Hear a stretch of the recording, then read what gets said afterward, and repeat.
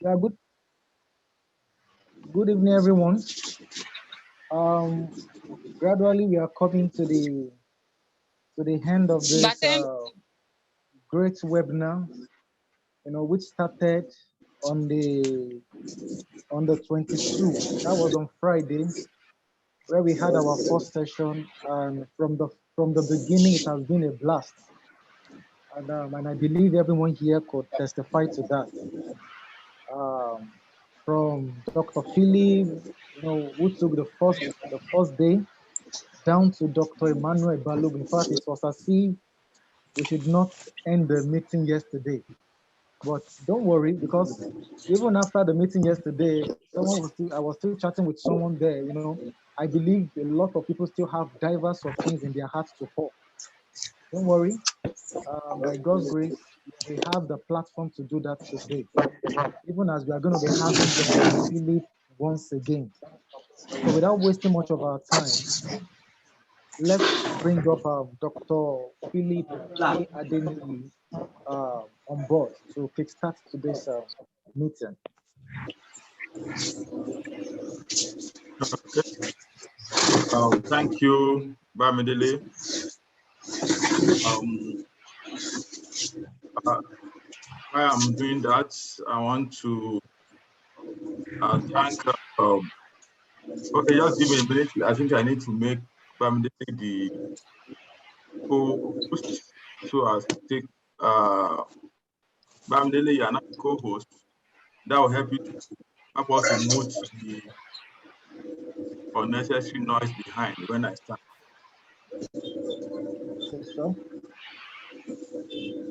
Okay. Good morning here. We are seeing the morning in this side, and good evening in Nigeria, and good everybody now. Are you able to mute?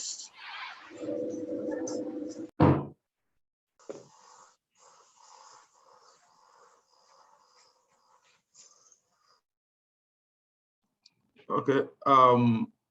I believe you can hear me. Today, as Bamidele said, we are rounding up, and I'll be speaking on working with a mentor. And as you know, I'm speaking to you from here, Portland.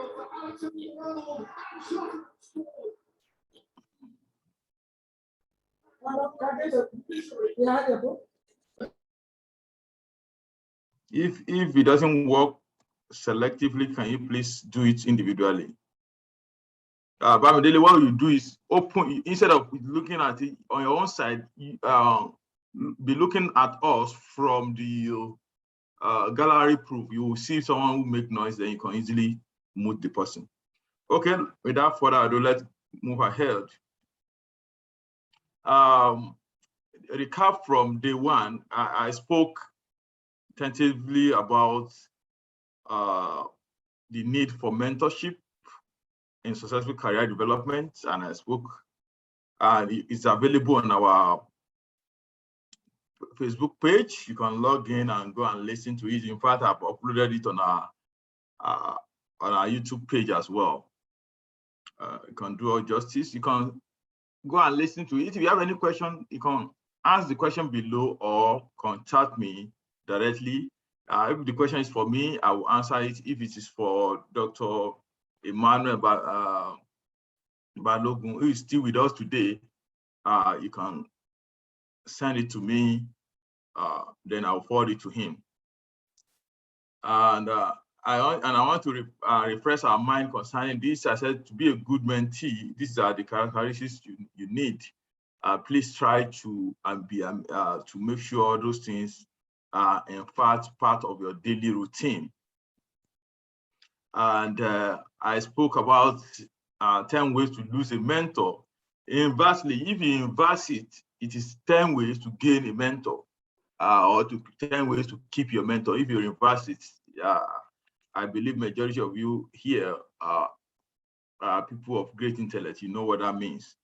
You can revert it to say that how to keep a mentor. I put it purposely because I know that will spike curiosity in your mind of, oh, wow, I can lose a mentor. Yes, you can lose it that way, but if you do it the opposite, you can gain your mentor and you can keep him and make him happy or her. And the recap day 2, Dr. Balogun Emmanuel, a faculty at ABU Zaria, Nigeria, spoke intensively, eloquently on diverse on our attitude toward mentor-mentee relationship. And I'm bringing out this. It's a common encounter problem. He spoke about mismatch. I have discovered that a lot. That sometimes you have a great mentor, but the mentees are not serious. Why you see a very serious mentee, but the mentor is mismatched. Some of them, they are both great, but the area of interest is very at cross purposes. A lot of things, and he spoke a lot about that. In fact, yesterday we live streamed it on our Facebook page. In fact, later on, I went there again to listen to it as part of my daily routine, and you can go there and listen to him. If you have any question, direct it to him. I hope probably today he will give us his email address that you can, in case you want to contact him personally, you'll be able to make it available. Because I know he was here, he's the first person to join the platform today.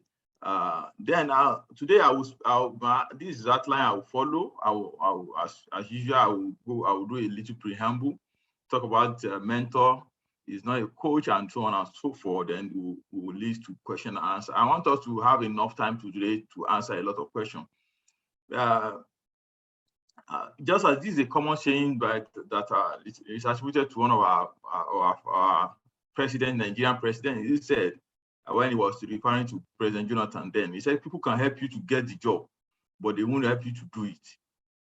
People, your mentor, now we can, as a facilitator on this webinar, 3 days webinar, we are able to open your eye as a mentee or probably a mentor on what things you can do to keep your relationship better. But in fact, it is now your duty to maintain that relationship. And as I said, some of us, those who are not here on the first day, I brought this definition again. Now, who is a mentor? A mentor is an experienced, usually, and a trusted advisor. Therefore, you need, that person is usually an experienced person and a trusted advisor. Usually, they are all usually older, but it's not always the case. And a mentee is a younger person in the training, probably in age, that needed to be advised, trained, and counseled by the older person that we refer to as a mentor. And Ofra Will Referee said this. He said a mentor is someone who allows you to see the hope inside of yourself. To me, that's what a mentor is. A mentor is to make you to believe in yourself. It's to make, they are like motivators. They motivate you. They are like lubricators. They are like people that give you extra push. I was listening to someone today and he said, everybody, and I believe that too, everybody in life need for you to see them up there, someone push them. And those people that push them, majority of them are their mentor who bring them up, or people that believes in them. Therefore, you can do yourself a good service by making sure that you have a mentor. Now, I want to say this. I said I wanted to bring this one up on day one, but Dr. Balog brought it up yesterday, and I'm repeating it again today. Bringing this aspect of the mentor. Mentor is not a coach, and is not supposed to be a boss in the real sense of a boss. Therefore, mentor is quite completely different. What does mentor do is help you to answer a direct question, provide information from the source, seek alternative answer. It helps you to restructure your mind and mindset and give you, though you can see a lot, you can see the overlap. But the major overlap is the aim is to help you. But as I said yesterday, between mentor, a teacher who comes to your class to teach you, and a mentor, they are overlap. But a teacher doesn't necessarily be your mentor. It's just to come and impart knowledge. Aim is to help you. Why a coach also is to help. We have overlap between a mentor and a coach. They push you, both of them push you towards a particular goal. Teacher and a coach also have a goal, your needs based on their specialty. But all of them have their difference. And I will tell you the difference between this is when we are talking about a boss. In this time around, I'm linking a leader here to be your mentor, someone who's leading you. Now, most of the time, we can counter boss in our dealings. It's probably because of our cultural background, because as an African, we value a lot of respect, and that crept into relationship. In fact, that is the reason why majority of people that you meet on the road or in your offices, they hardly tell you their age. Why? Because they know that you will soon start to disrespect them. This is the reason why people do that. And why? Because you want to be a boss based on the age. You want to be a boss based on your position. You want to be a boss because of the position you occupy. And the boss are not stupid. They have a mission. Why? To drive employee to use them, or a employee or a follower use the employee. Command majorly this. The reason why people they hate boss is the command and used. Depends on authorities. But if you go to a leader, what the leader doesn't drive, it leads. It doesn't use, it develops. It doesn't command, but it asks. Can you see that? Then it depends on goodwill. It motivates you, and it inspire enthusiasm, your ability to be craving that, okay, let's do it. It leads you, it helps you. And a leader doesn't command respect, it earns respect. And it makes the follower feel valued. Therefore, if you are a mentor here, you need to be a leader. And you need to be a true leader in all sense of it, and value your mentees.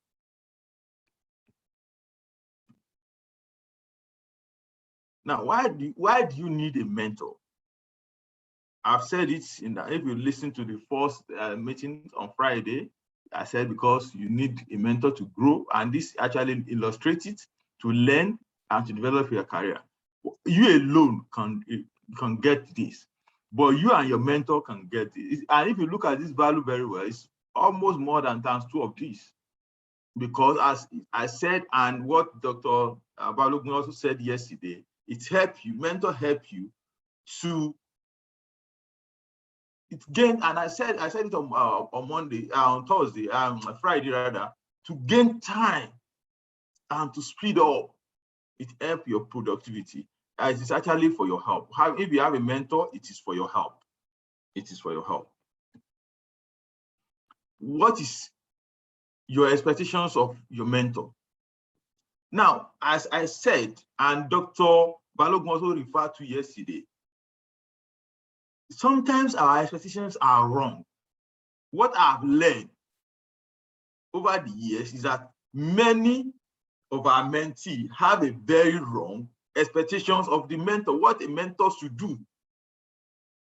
Therefore, if you are a mentee, you need to have a good expectation. Now, and another expectation is, as we discussed yesterday, Dr. Balogun also referred to it. Now, what we don't do most of the time is that once we go into mentorship platform or program, because they are not usually a formal thing, Therefore, we don't have a concrete agreement, like a contract of what is expected. Therefore, I will admonish you that once you want to go into mentorship, once you meet that person, let the person know what it is expected of you or of him. Therefore, it is to improve you. It is success. Success towards what? For training towards what? To motivate you to achieve what? To work and to inspire towards what? You need to, because mentors can do all this, but individual doesn't require this at a different time. You may need the first one. In fact, some of you may be the first thing you need. It must be for your mentor to motivate you, just to start things. Some of you are at a level of where you have failed. After several applications, what you need to start it is success. It may not have to be start from improving. Some of you have already succeeded, but you just need to improve. Then you can go on here. Some of you need skills training. Then you can come here. For instance, if you approach me that you need a training, I'm not currently in Nigeria. What I can only do is to refer you if it is a physical training. But if it is how to write a manuscript, how to prepare posters, how to do this, I can do that even through we can arrange on time. If it is to inspire, that can be done virtually. But there are some things that require physical presence, like how to do PCR, how to do image editing, how to capture, how to do Western blotting, how to do any other thing, genotyping, and so on and so forth. You may need to get that person. How to do cellulosic injections, how to do behavioral tests. That person you may need to meet that person. And if your score is low, and you are thinking of, okay, this thing I need someone to talk to just to improve, then talk to your mentor. But you let your mentor, as you are approaching your mentor, let your mentor knows where you are coming. Don't just say, I want you to mentor me because he succeeded. Because we know that success is is his parents, while failure is an orphan. When you have succeeded, yeah, I love him. Oh, he's my guy, he's my this. No, work towards him. Yes, he succeeded. Yes, he is proud. I'm proud of my success. And thank God. And I want you to associate with, yes, you want to associate with me, that's not bad. But what can I help you with? Let me know. Now, let's go to the PG room. Actually, it's supposed to be PhD. I edited it a little bit to cover both masters and PhD students, because in Nigeria we do it's not unlike US here. US here you can go directly into PhD with your first degree. What makes a complete room for postgraduate training is you need a supervision, you need mentoring, and you need coaching. But sometimes, most of the, and as I said, all of them are very, very important, but one of the most important ingredients is the mentoring. But most of us, we don't have access to that. Therefore, you need to work towards it. As I said yesterday, that one of the things that needed to be reformed in Nigeria postgraduate training is that mentee, the PhD of master students, should be able to choose who to supervise them, who they want to work with. I believe they would have done thorough investigation. As we have said, I said it on Friday, Dr. Abalogun said this yesterday too. Once you have already selected, okay, this is the person I've done a lot of things, then this is the person I want to work with, then that person is supposed to gain admission. Professor 1, Professor 2, in case if one is not available, they can give you 2. Then that person is supposed to be able to do that. And just in case, if sometimes some data will be wrong, just in case you get there and things are not working out, that person is supposed to be given an exit roads. And even here in America, as has happened, I've witnessed a young lady who was admitted.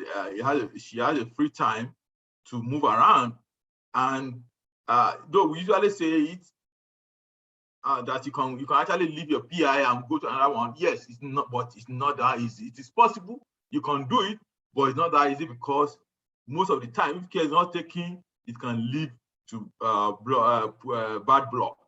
Because the system, especially if the person you are leaving is a senior guy in the field, then you have to end it. Our relationship, if it be ended, should be given make sure you put a full stop into it.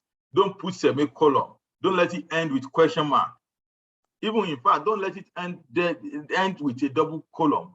Let there be a conclusive end before you move on, because it may haunt you in future.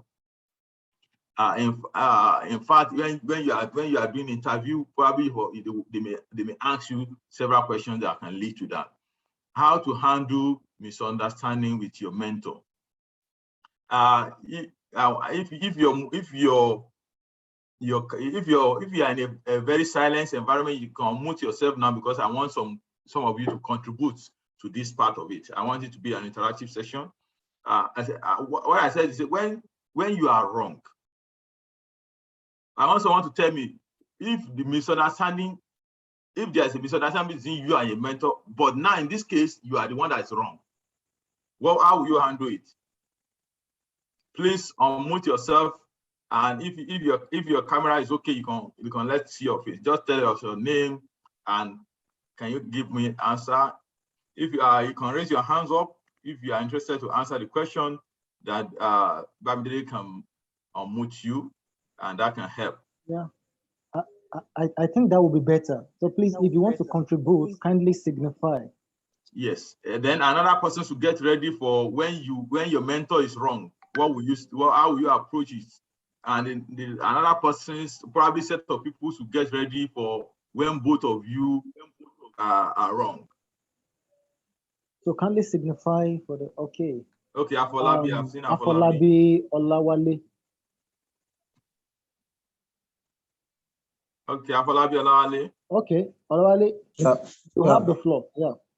Okay, my name is Afolabi Olawale, postgraduate student, UI, zoology department. When you are wrong, what you do is you don't waste time.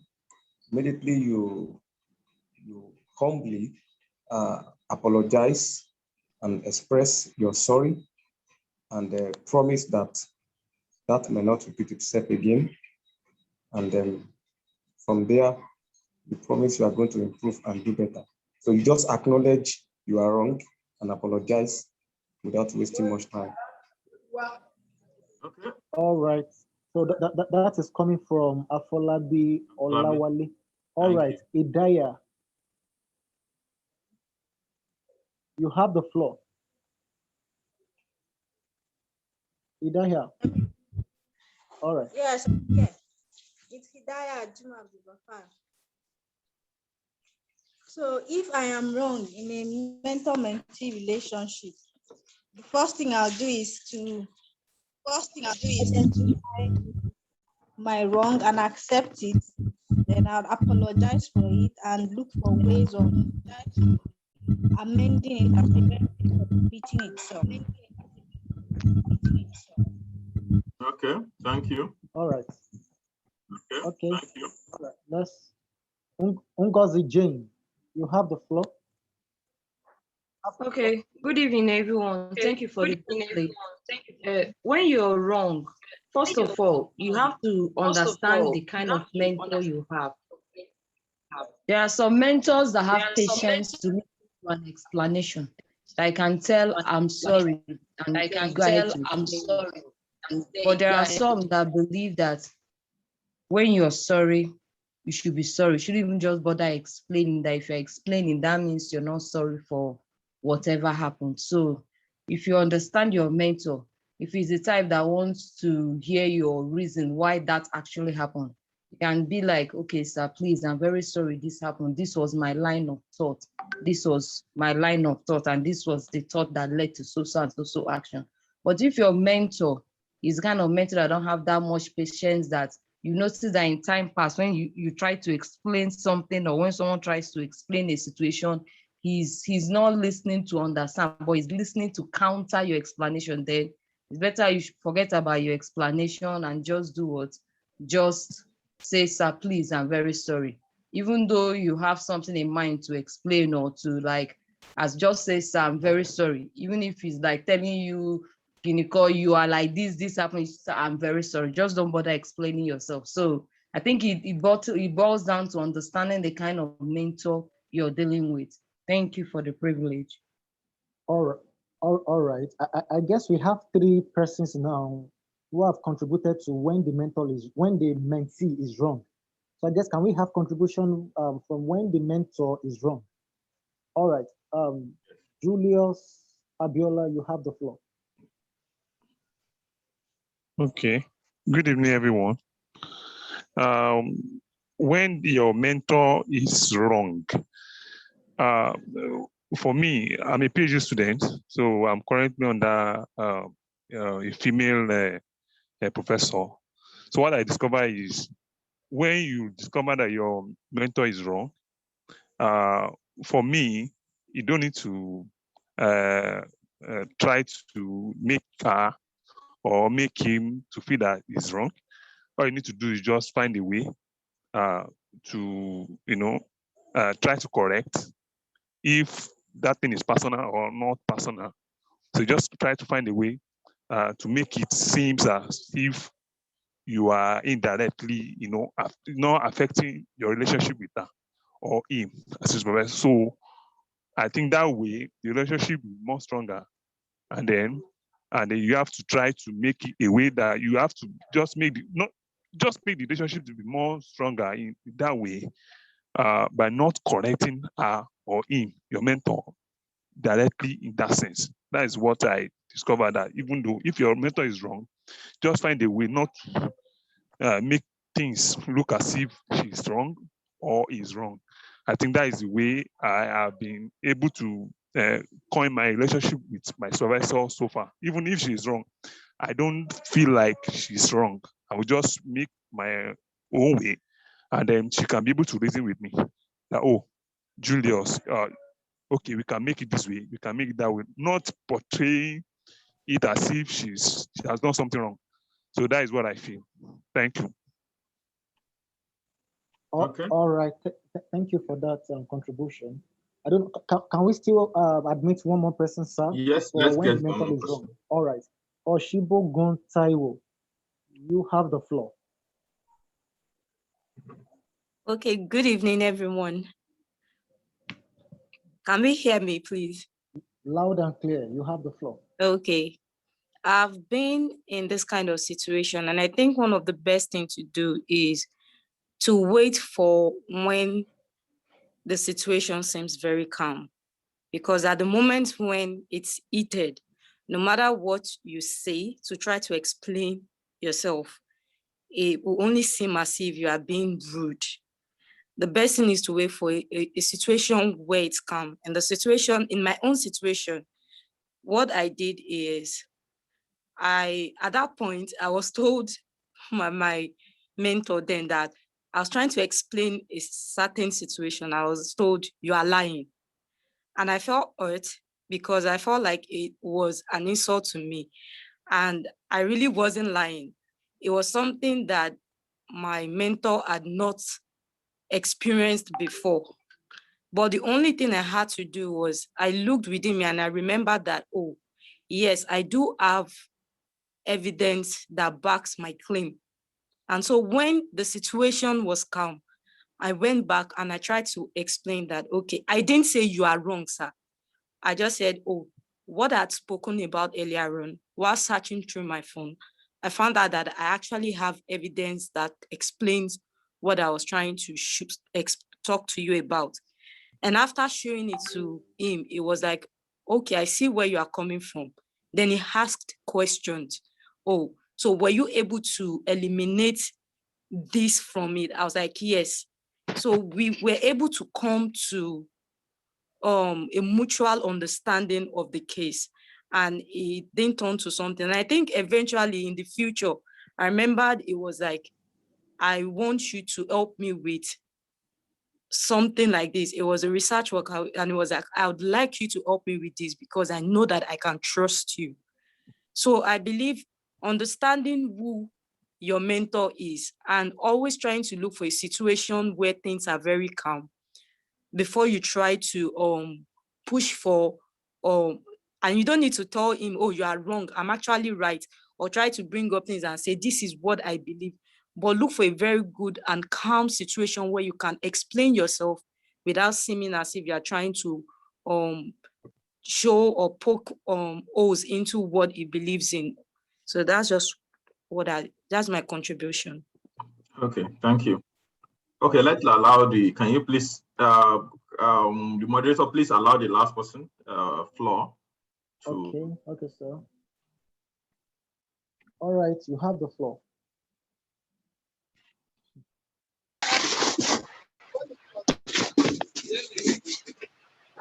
Please introduce yourself. Okay, I am Flor, a PG student, ABU Zaria. I'm of the opinion that actually a mentor will not be wrong. It's not it's not wrong, but it might have a different view or a different approach to a certain situation. So as a student or as a mentee, you are not, you shouldn't say you are wrong, or you shouldn't try to prove to your mentor that he is wrong. He will have a different view or a different approach to a situation. So you try to reason it out, and as the previous one said, it depends on understanding. So you try to understand the kind of person that the mentor is and reason out his idea within and try to fit in. And after all, you are the master of, as a mentee, you are the master of what you are doing. The mentor is, I think, there to guide or to lead. So you should be able to find a way out and report to the mentor. Thank you very much. Okay, thank you, Flo, and everyone that has contributed. I think nobody answered question concerning the question 3. I will start with what Flo said. Yeah, the mentor can be wrong. The mentor is a human being. He is not God. He or she is not God. Okay, the mentor can be wrong. You, just as you can be wrong, you are a human being too. Being wrong is not because you don't have knowledge. The information can be wrong. If the information you are basing your information on, if it is flawed, then you can be wrong. There are difference between error and blunder. Error is a mistake. Blunder is coming from erroneous understanding. Therefore, if you are wrong, you have rightly said, approach. Sometimes, just like James said, when and others, if they are trying to me, for instance, you're supposed to come to meeting. We set a meeting and you're coming late. Yeah, as you can see from my approach from Friday, I'm always on time. You came late. The first thing you should say is sorry and let the situation cool. When the situation has cooled, then you can ask, oh, sorry, Dr. Adeniyi, the other time I actually planned, it's not my usual to come, but since this thing happened, don't try to give excuse right there and there. Don't try to give reason why. Just be sorry, oh, I won't do that again, and let it go. Then the other time, try to create a reason. Now, if your mentor is wrong, you have also said it right, try not to overblow it, because his ego can be bruised.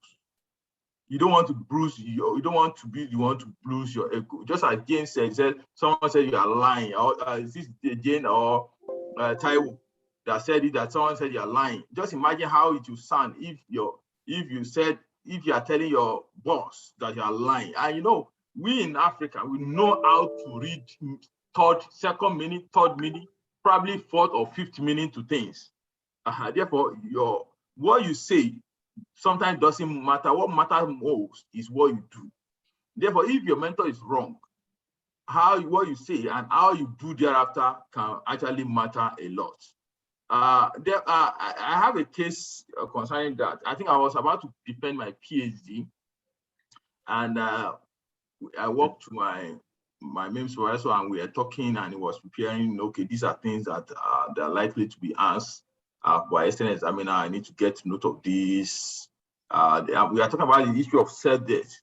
And I've already explained here, if I had to go and learn the cell type of cell deaths and so on and so forth, autophagy and kairosis and so on, I was explaining, and it got something mixed up. And he said, no, Philip, what you're trying to say, what I'm trying to explain is not right. I just kept quiet. I was watching, I was just looking at him. And by the time he was done explaining, we call it a day that day. Then the following day when I came, it was the one that I knew it was wrong. But I just kept quiet. Therefore, the following day, when I came, it just said, oh, Philip, yeah, you were right yesterday. And this thing, yes, that's all. That's how you have it. Therefore, when someone is wrong, it will be a mistake. Therefore, it's not intentional. Just as Flo was trying to say, it's not that they are knowledgeable enough to know what you are trying to explain, but they may be hearing you wrongly at that moment in time. Therefore, allow them time to cool and try to supplement information thereafter. And if both of you are wrong, you can take it as yours because you are learning. And over time, your mentor, who is a human being, we want to realize that, okay, actually this thing we are wrong. What if both of you are wrong? It has happened even here currently. About 3 months ago or 4 months ago, we read there was an article in Nature, that's Nature Neuroscience. I think probably in Nature. It was probably one of the top most rated paper in our field currently. Probably it will have around 900 citation by now. I think it was published in 2009 or last year. And they were erroneously they misled us by assuming that an antibody they use, which is skeleton-3, we call it Mark2, actually they use it to stain for activated microglia. Therefore, that was in that paper, that's what they said. And we all in the journal club, we assume, therefore, because my work is related to that, we are actually looking for antibody that was specifically marked for activated microglia, because we want to characterize the microglia in the something. And by the end of the day, we concluded, okay, let's get galectin-3. This is Mark 2. Then we order for, but by the time we order for the antibody, we stain. And my RA, one of my RA just told me, exactly, this Mark 2 seems to be like, when I look at it under a microscope, it looks like DAPI because it's still more cell. I said, well, that cannot be. Probably there's a mistake. And because it's a blue channel, I said, okay, but don't worry, we'll look at it again. Therefore, I just silently blotted her out. Then the following time again, she came to me and said, oh no, when she's staying again, I said, no, this thing look more, okay. And I said, well, let me take it serious now.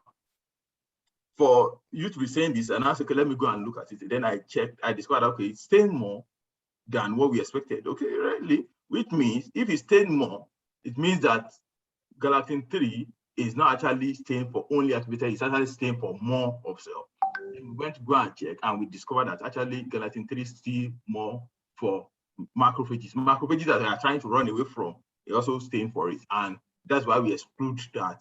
And at the end of the day, I was able to report to my boss, and we report back to everybody in the lab now know that, okay, this antibody that we were both wrong.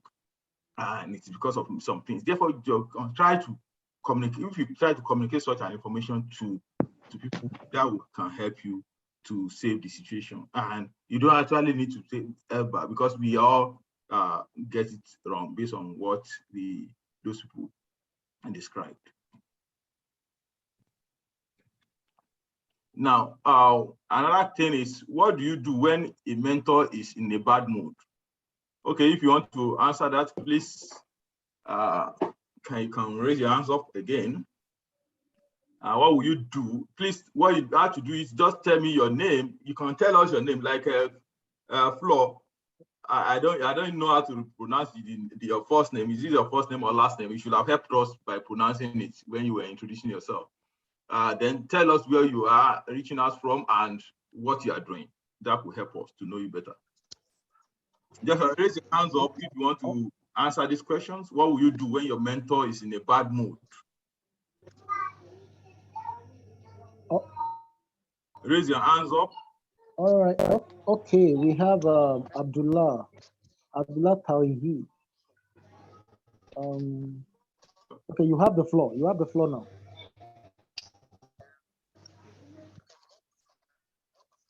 Abdullah Tawhi, you have the floor now. Thank you. Good evening, everyone. Yeah, it's Abdullah. Yes, it's Abdullah Muhammad Tawheed from I'm calling from Zaire. Wow. Hello. Mentor is in a bad. Okay, I think can you call another person? Let's find out what. Wow. Just mute him and let's see. Probably we can take him the last person if he's Afolabi Olawale, you have the floor now. Okay. I'm Afolabi Olawale, an MSc student from University of Ibadan, Zoology Department, and not the Zoology Unit. So when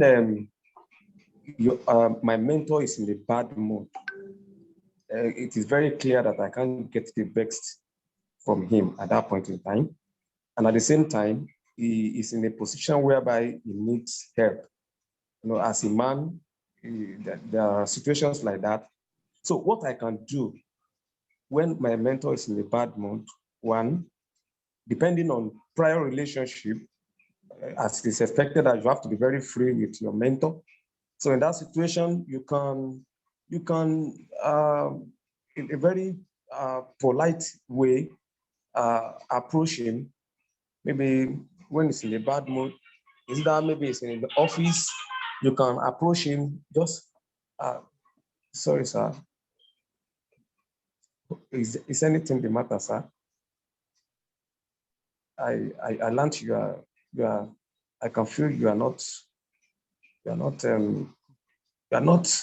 as in just to be part of him, to show that you have concern. You didn't just know that you are just going to leave him in that situation while he's struggling or he's battling with whatever is bad. So it won't be as if when in his best mode, then you can benefit from him. At the same time, when he's not feeling too good, you can be of help as well. You can approach him. Is anything the matter, sir? And if you really want to carry you along, to inform you, he's going to let you know. And if he doesn't want to bother you, he will tell you, don't worry, I'm okay. I say, okay, sir. So you can excuse him for that period, but you have really shown concern, except if you are not aware that he is in such a situation. So I think that is my point of view in that regard. Thank you very much for the opportunity, sir.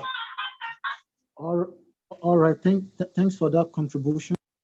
Okay, let's have Simosh.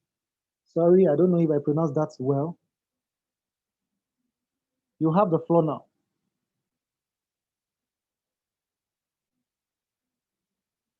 Hello.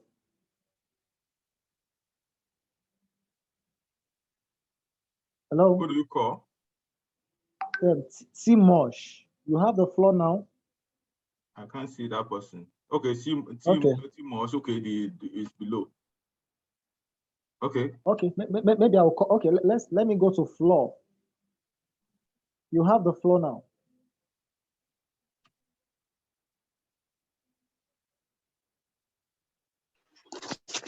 Okay. Okay, once again, good evening.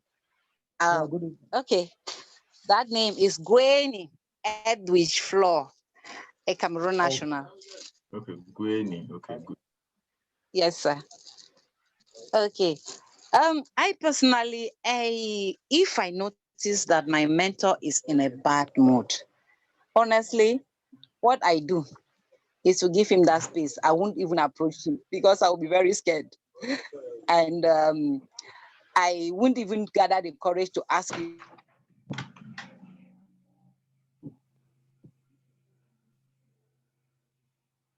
Sir, what is wrong? Oma, what is wrong? I think he knows me that is bothering him. He should be able to make, he or she should be able to make the first move. Me asking him, what is it, sir? I think it's encroaching in his personal life or something like that, which I think is not professional enough. So I will give him some space and come back again and again until I find him in a better mood. Thank you, sir. All right. Thank you. Dr. Emmanuel Balogun, please, you'll be the one to help us to round up this. You want us to round up this answer. I hope you'll be available to talk when you are done. When all the mentees are spoken. Okay. Can we have Jane? Ngozi Jane, you have the floor. Okay, thank you very much. My name is Ngozi Jane. I'm a faculty member in Islamic University in Uganda. I lecture anatomy. Really, your reactions when it comes to a mentor, it depends on the kind of relationship you have established over time.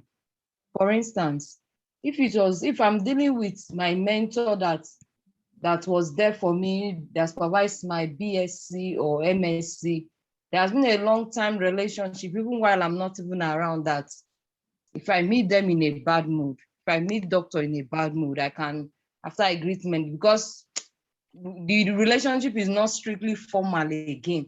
So I can in a jokingly way, ask him, sir, speak a little bit of pidgin and something like that in a very informal way. So it's not left to him to like tell me, Jane, leave me or something like that, or I'll see you later or some other time. But if it's a mentor that you has not grown any confidence in you and does not know your capability, when you meet him, if I meet him in a bad mood, I'll greet him and then I'll try to fix up an appointment for some other time. So him will understand that I'm being sensitive to his emotions, because he knew I came to see him for something, but on seeing him again, I'm now trying to fix up an appointment. Sir, please, can I come back tomorrow? Without him telling me come back tomorrow, I've seen how he's reacting to things. So I ask him, sir, please, can I come back tomorrow? Can you give me a time to come back tomorrow? So if he can tolerate me in that his bad mood, he will tell me, you wait, I'll have time for you. But if not, he'll tell me, okay, come back tomorrow, then I'll go. So if he notices that I'm sensitive to him, to his emotions or to her emotions, and as we continue to work together, with time, I'll get to that stage whereby I can ask him, sir, is there a way I can help as well as the issue in an informal way? So I really think it's stage by stage. It really has a lot to do with the relationship you have with that mentor, that mentee at that time. Thank you very much. All right. Thank you for that contribution. Let's have Nasir, maybe the last mentee, before we bring on Dr. Balogun to cut it because of our time. Nabel Nasir, you have the floor now. Unmute. Good evening, all. Hello, can you hear me? Yeah, we can hear you loud and clear. You have the floor. Yeah, thank you. So my name is Nabil Nasser, a student of human anatomy in Federal University Dutse, Jigawa State, Northern Nigeria. If someone is going through a tough time, mostly people don't talk, but sometimes you see it on their faces. So you learn. It actually depends on the type of relationship you have, just like Miss Jane said. So you can ask the person, mostly the first thing you are supposed to ask the person is there a way I can help, sir? Then depending on the relationship, maybe the person, the mentor will be like, okay, this is what is going on. This is what is going on. And try to be positive. Try to see things from his own perspective when he's talking. Don't be negative. If you're negative, then there'll be a problem, because next time when you're here, he will not even tell you what's going on. So, and if the person is not that kind of open person, and the person will be like, the person might be like, I know nothing is happening, nothing is going on. And you'll be like, okay, may God be with you. Then you can leave. Thank you. All right. Thank you. Thank you for that contribution. I don't know. Can we have Dr. Balogun now, sir? Yes. Yeah. Okay. Thank you, sir. You have the floor, sir. Okay, yeah.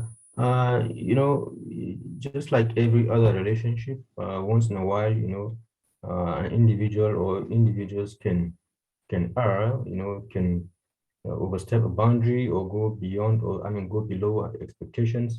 So usually, if there is a problem, it is important that the mentee should be able to troubleshoot to know what really caused the person to go into or to cause the bad mood. You know, so if it is the mentee's doing, that means if he or she did something which is wrong, then she should be able to address that immediately, take a redress, you know, and then in addition, approach the mentor to you know, and apologize, you know, and it may involve writing, you know, writing the mentor and seeking forgiveness or whatever it is. If that still doesn't work, because sometimes, you know, people get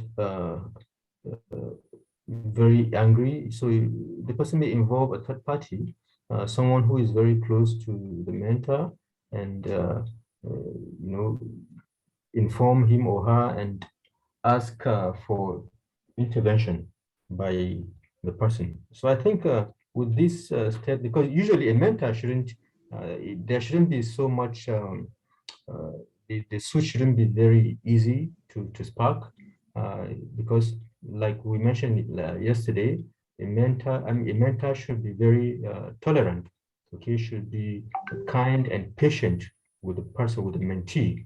So with these steps, ask what the problem was or what the problem is, and then directly ask for forgiveness and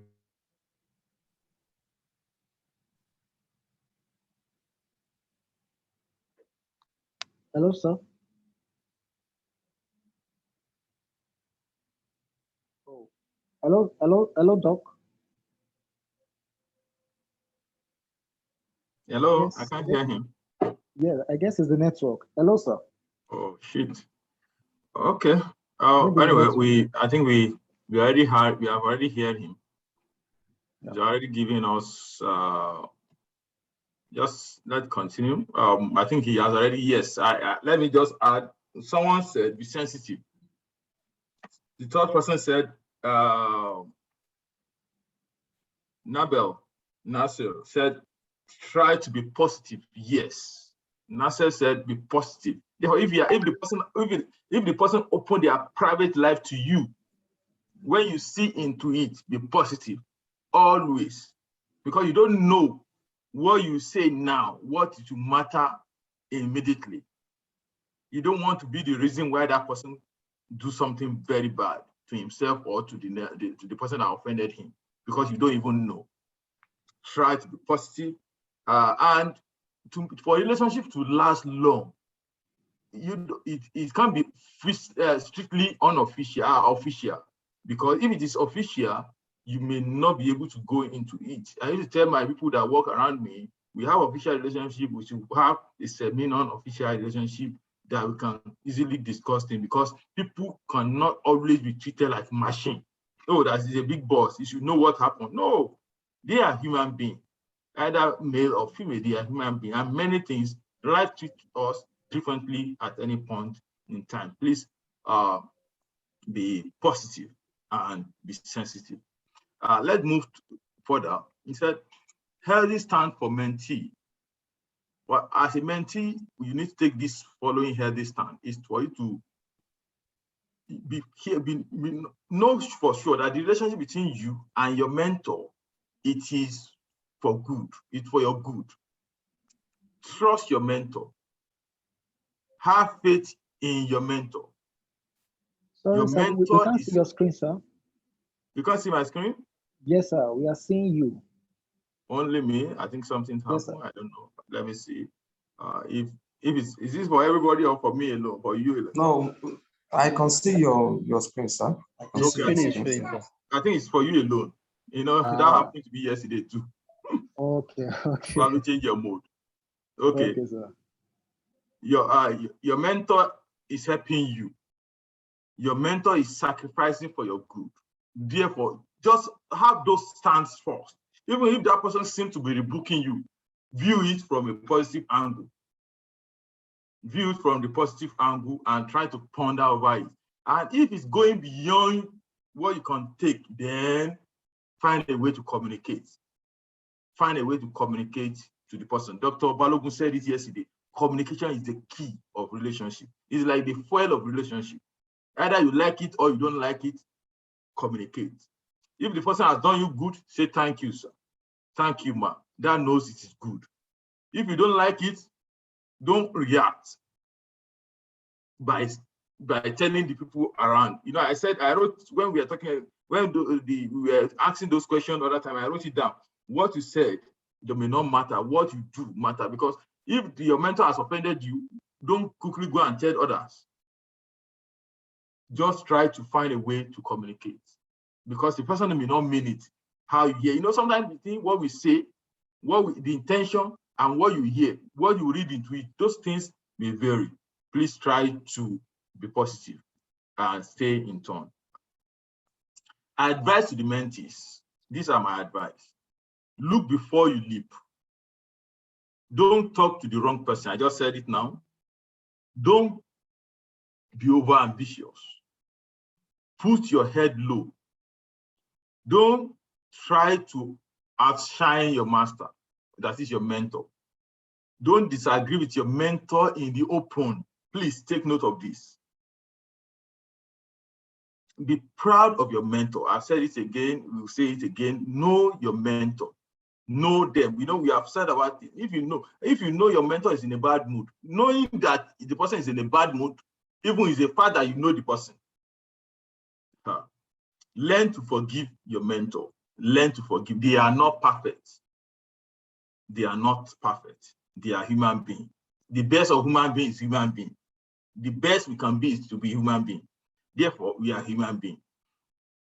Be trustworthy mentee. Be a trustworthy mentee. Keep your mentor up to date. Therefore, on things concerning you, keep them. Don't, as I said on Friday, don't wait for them to update you. Keep them, set it on auto synchrony, if you know that what that means. Synchronize it. As you get this thing, either bad or good, let them know as far as you think they need to know, especially once it's concerning to your defined assignment. If you are a PhD student, towards those PhD, if the data is running low, if you are not getting it, quickly communicate. Don't get to the point when the man will ask you, or the person will ask you, oh, how far with your data? And I say, oh, you know, yeah, I was actually going on with my questionnaire. It's not doing. No. As thing goes wrong, quickly, because they can give you method of troubleshooting and confirming before you waste money and resources. And as to advise to the mentors, please, if you are a mentor on this platform and the mentor to be, develop yourself. Develop yourself. Learn to let go. I have said, I will repeat it again, learn to let go matured mentees that they can stand alone, and the bad fruits before it brings bad blood. If the fruits in the basket, if one of them is spoiled, if you don't take it away, it will destroy the whole basket. Learn to identify the bad ones and mentor them separately or let them go. Talk to your mentees. I discovered that most of our mentors they don't talk too much. They don't talk, they only act. Acting and talking, they are different things. Acting can be misread. Talking are easily to be understood. Know your mentees as well. Just as you can be in a bad mood, mentees can also be in a bad mood too. They are human beings too. As I've said, the best of human being is human being. Be comfortable around your mentees. Be comfortable around them. Be proud of your mentees. Appreciate your mentees. If they have done something, appreciate them. Learn to forgive your mentees if they offend you, because they are human beings too. And be a trustworthy mentor. Please, if you are on the platform, please be. And I'll round it off. This is my last word, that grow and be the best mentee every mentor will love to have. If you are a mentee on this platform, grow yourself to be the best mentee everyone will love to have. Your mentors in life are important, so choose them wisely. That is Robert Kiyosaki, the author of the Rich Dad. And this is mine. Mentors are torch bearers. You need them to see far. And as I said on Friday, I will repeat it again. If you want to go fast, go alone. If you want to go far, go with people of like minds and make sure that mentor is among them. I'm speaking to you from Portland.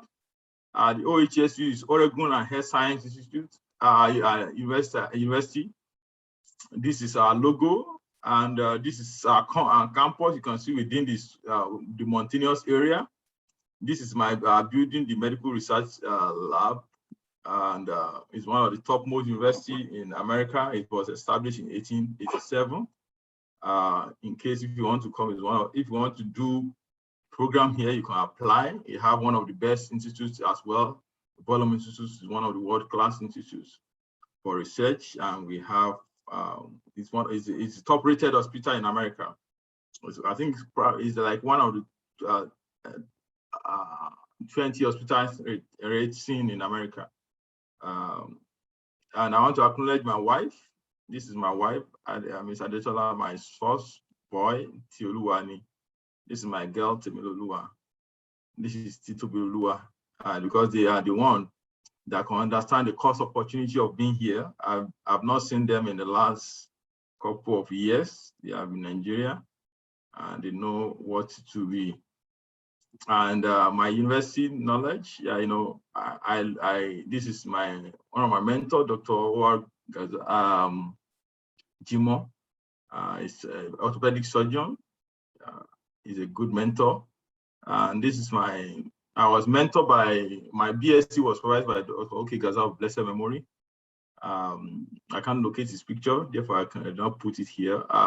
My erudite mentor, above all, who stand tall, Professor Casting Martins, Ademola, Ezekiel Ademola Casting Martins of a blessed memory. He was my master's professor, University of Illinois. I think there was the only single pictures that we both had. This was supposed to be 2010 the day we defended I think probably the day before we defended our masters.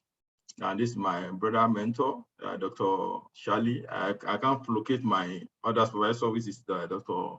Adefule for masters. And for the world of traveling mentors, this is the people I met when I was traveling. Dr. Amadi, now Professor Amadi. I met him in 2008, and Dr. James Olopade. When I just graduated from university, I met them, and they shine light on my path. They motivated me. I think it was the same conference I met Richard Brown, and he had been a friend and a mentor.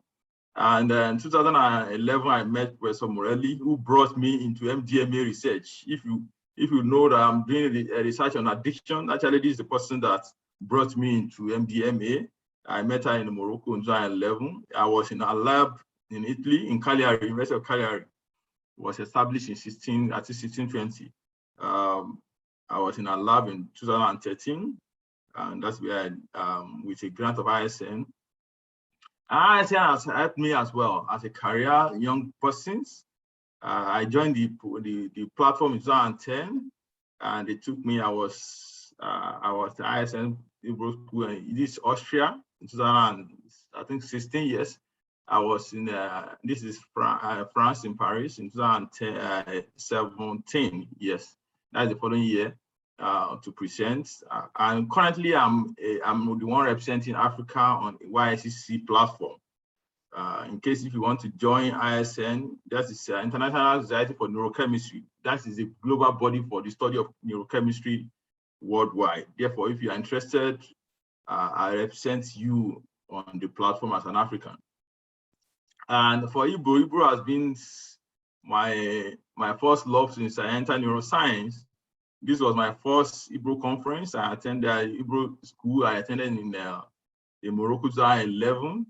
These are my classmates.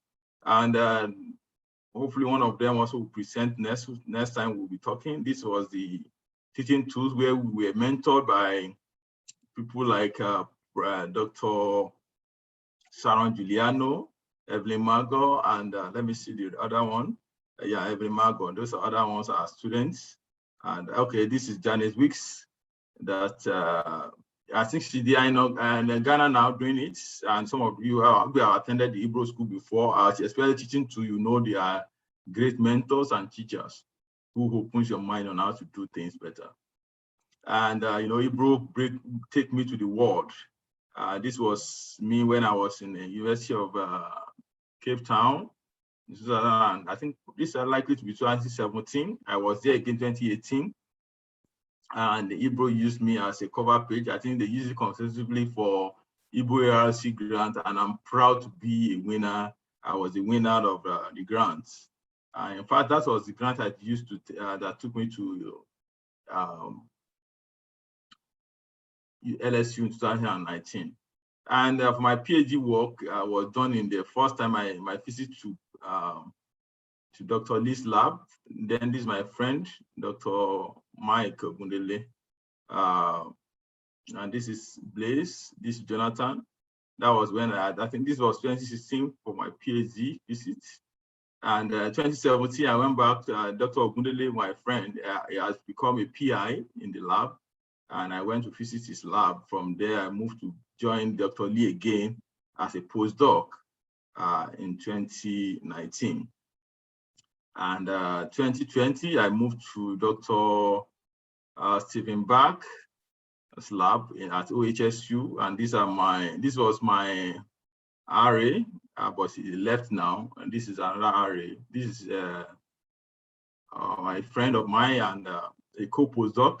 These are our RAs, and this is his wife. And sorry, you can't see me here because I'm the one that took the picture. Then thanks for listening. I hope you have enjoyed it. If you have any questions, please feel free to raise your hands and ask your question. Thank you so much, sir.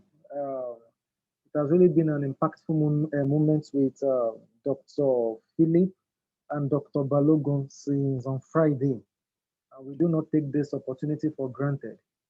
Now, if there is one thing Dr. Philip will always hammer upon, the course of the something, he said, anyway, the majority of, or some of those mentors, they themselves were not properly mentored. And that is one of the cause of some of these lapses that we tend to see around. But this is an opportunity for us all, to be properly mentored so that we can, we can divulge a better things, than most of these mentors. We really appreciate you, sir.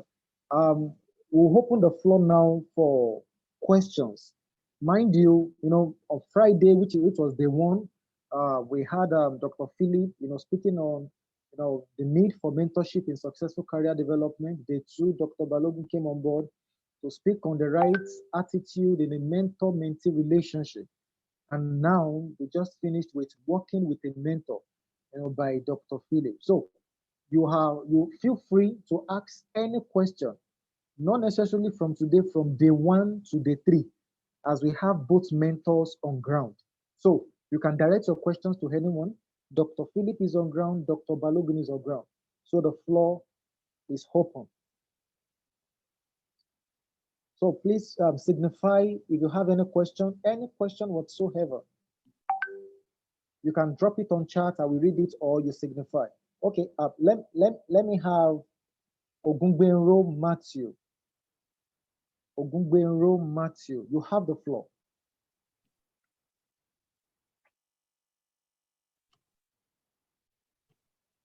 Ogungbenro Matthew. Is he muted? Yeah, he has been hacked to unmute, so he should unmute. Okay. Okay, yes. Yeah, good afternoon. Good evening, Dr. Dr. Philip, Dr. Balogun, and the participants on this platform. Yeah, I really appreciate the effort of our brothers for putting this program together, at least to help the some of us are just growing in the academic environment. I am Ogungbe Roma, PhD student, investor of Ilorin, Nigeria. I'm speaking from Ilorin precisely. And I'm happy because we have the same hometown together with Dr. Philip A Adeniyi. He's my brother, and I'm proud of what you are doing. Indeed, it's an encouragement and a motivation to the upcoming generation. God bless you. Well, my contribution, brothers, on the aspect of the first question that was asked, that if your mentor is in bad mood, how will you approach, or how will you, relate with him?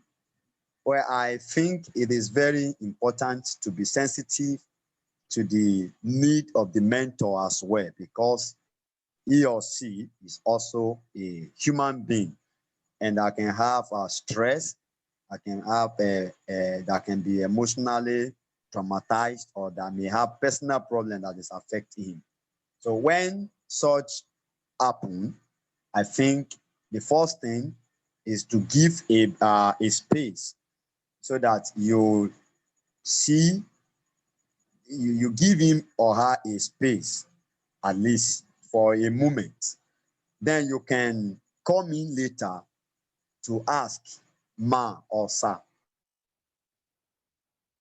time I saw you, I am not happy, because I know you are battling with something.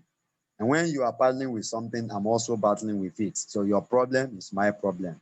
Sir or ma, I hope there's no problem.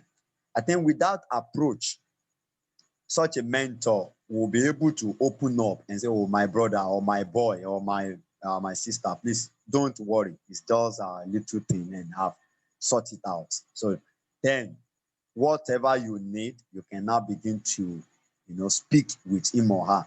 But you as a mentee, you must also feel concerned for him or her, because he's a human being. So when you are also interested in his own welfare, he or she will be able to, pour out his mind to you. The fact that I'm a mentee to somebody or to a mentor does not mean that I don't have an input in his or her life. Wow. I think the network, just imagine. Okay, wow. that was a wonderful contribution. Okay. Okay. I guess the network. Okay, so the network stop. But I think we have heard him clearly. Yes, we've gotten the contribution. Yeah. Before I start reading some of the messages from the chats, I think I need to ask a question that I believe is on the mind of so many of us on this platform. Because when we finished yesterday's session, I was privileged to, have a discussion with one of the participants. As the person said something which I would like to raise. So yesterday we talked about, okay, it's possible for you to approach your, supervisor, mentor, in quotes. You can actually sometimes, especially, when maybe your work is being delayed, or you realize that you are not really getting what you should get. It's possible to approach. But sir, are we sure some of these things are not geographical dependent? In the sense that, Nigeria University is more or less political system of Nigeria. I mean, I'm talking about in quotes, the way our leaders are in this country. That anything they say is yes and yes and amen, nothing else. Are we sure? Because do we really have that kind of environment? To sometimes say something, even when some people say something politely, yet you can be don't worry, we'll see. And before you know what is happening, you hear people saying that, in fact, I've been on my MSc for the past 6 years, and yet nothing. So I don't know. I would like you to contribute to this. Are we sure some of those things are not geographical dependent? Do we really have that freedom of speech, in quotes, in Nigeria university system? Yes, sir. Okay, I think let me stop sharing and let me see. I don't know if Dr. Balogun is around. He's a faculty. Yes, I'm here.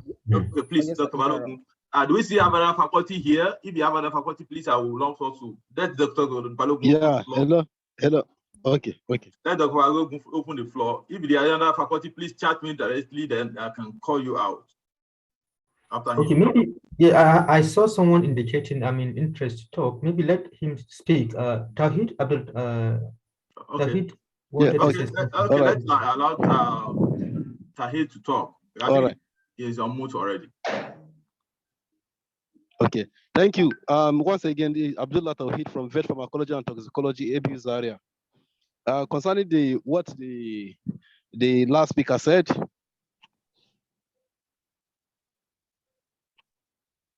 Yes, we are listening. We are part of it. Is the system we're operating. Yeah, the system we're operating is that here we don't have mentors. Rather, we have supervisors. That is what we have. A mentor has interest in somebody's work because he considers that as his work. Often, is the one that either he that has the got the resources for that work that he's looking for the result, or is seeing something in that what that individual is doing that he's targeting something bigger. So in that case, you discover that the person becomes mentor. He moves from being the supervisor to a mentor because he has taken it. Yes, this is also my own work. If this young one succeeds, I also succeed and I'll get the bigger reward. But here it has not happened. It's not common, and that is why the young man or many people. Sorry to say that I have said this time without number, even behind Dr. Balogun, that indeed he has changed the narrative since he came back, and many people here may attest to that. The kind of young guy is pulling now, even those that are not related to him. Everybody wants to work with him because they discover that irrespective of whatever you take to him, it piques interest. He looks at it as no, there's something bigger in that thing. I have said it, and even the day I did my final defense, I wanted to echo that. Unfortunately, somebody advised me not to do that. That indeed he has changed the narrative. He has taken supervision to the level of mentor, and that is what we are witnessing today, in particularly up north here, in ABU. So as he rightly said, some people, yes. So that what has been the problem we've been facing here in Nigeria. It's a peculiar problem. Yeah, but we hope by the time the academics are held accountable more, they are more accountable, things will definitely change. Thank you. Thank you, Tawhid. Very grateful. I think that your testimony of Dr. Balogun actually is the one that brought him here, right? Because I've never seen his picture before in my life. We are only talking of, okay, we want to organize, and the people just nominated him and said, okay, there is a person here from maybe you, and so, and they send his profile. Okay, that's good. Can you please get his number and email? Send them. I had to. I did not even Google anything about him. The first time I would Google anything about him was yesterday when I wanted to get a picture that I used today. Therefore, it was his testimony that brought him here, and you can see that he did not prove the people wrong. Therefore, it's a good thing. And I hope, then I don't know if Dr. Balogun will allow me to bring, I see another Dr. Afolabi Balogun, faculty member, Ponte University. Okay, I think we have two Balogun here. Okay, Dr. Balogun Emmanuel, please allow me to bring this Dr. Balogun first. Then you please can go ahead. Go ahead, please. Dr. Faculty Afolabi Balogun, please can you come forward? I can't see the person, but I've seen the message on the chat. Probably it's on the other screen. Bamidele, can you please help me to identify the person? Okay, sir. I can't see. I've seen the person. Okay, the person is talking from. Okay, I think that is the person. He's already unmuted. Can you please speak? Okay. Yeah, good evening, Doctor. Thank you. Yeah. I'm Afolabi Balogun, a faculty member of Fonte University, Shogbo. Okay. Yeah. So regarding the issue on supervision and freedom of speech in Nigerian university, I think a major factor, I want to quickly go back to what Dr. Emmanuel said yesterday. And it takes somebody that has something to give. By the way, I'm also a mentee of the late Jonathan Nock, which means we had a common, and like he said yesterday or earlier today, about there are some people, despite the height they have attained, they cannot show anybody what they have contributed to the development of others. So in the current situation in Nigerian university, I would say it is the product of bad mentorship in the past.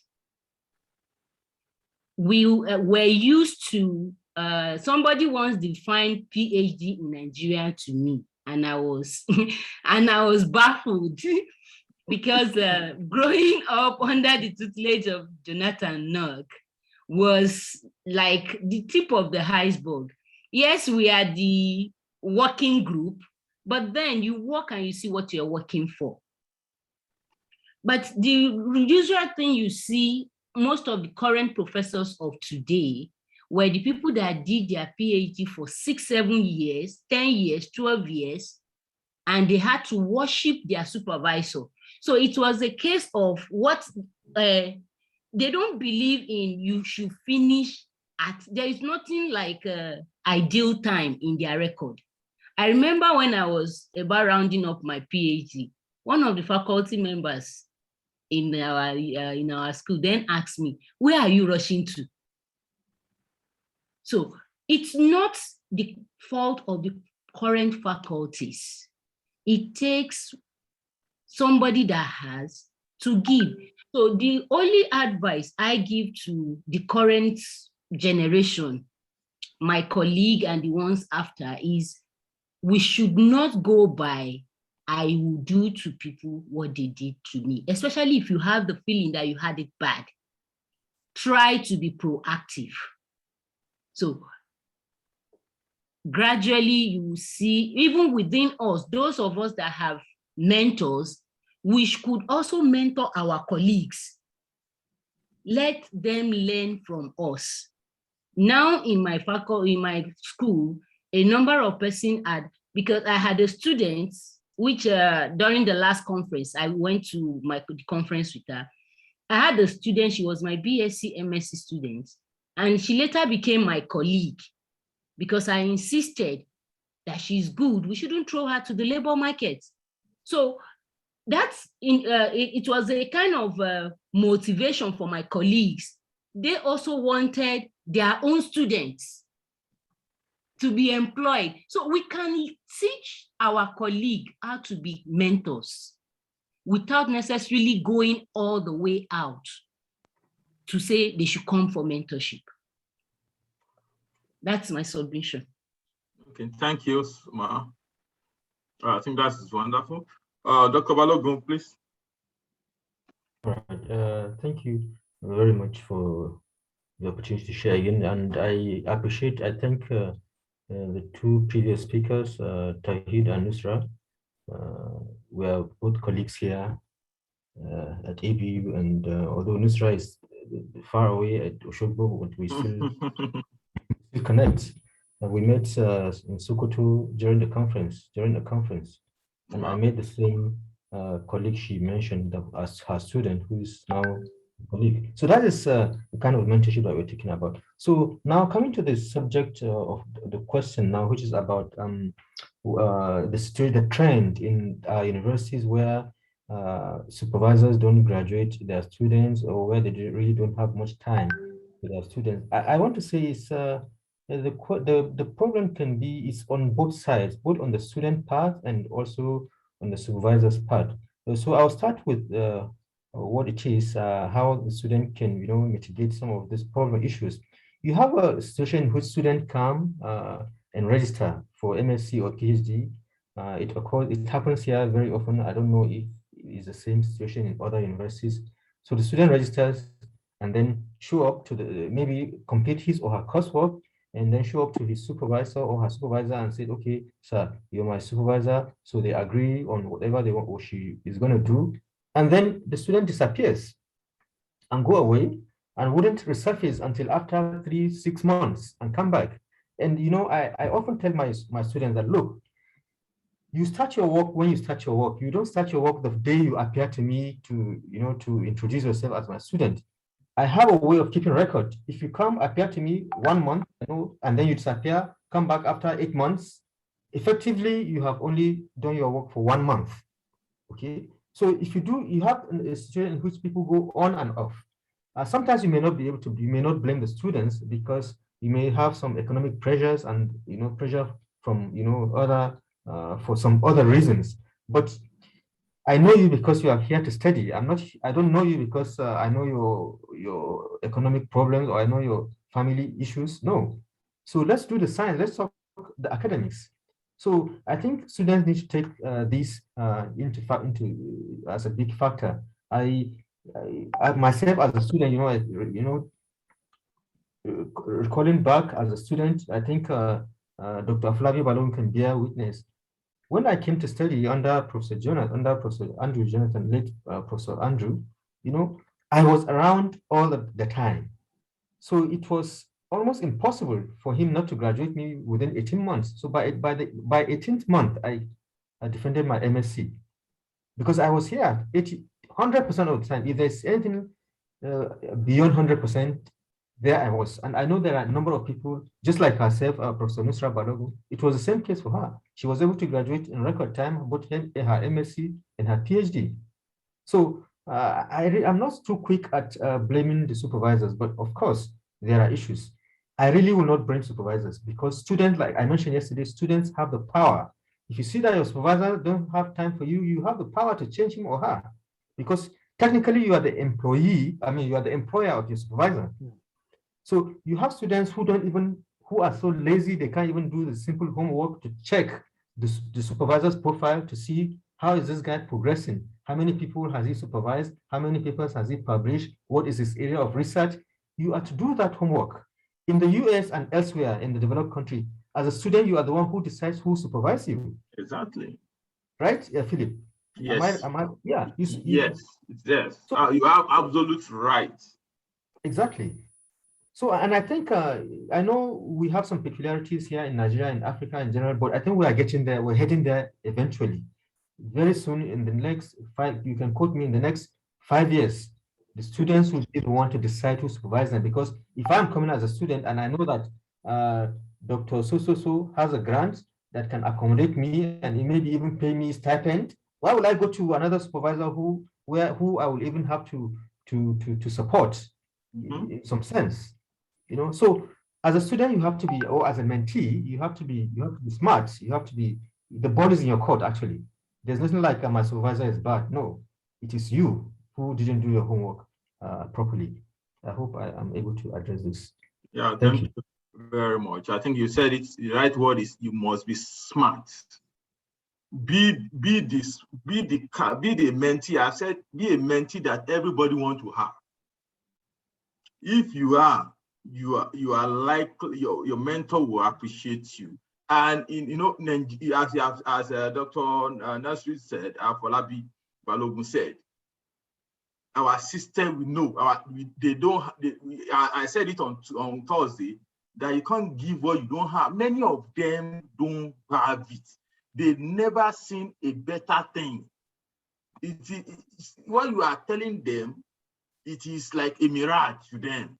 They've never seen it possible.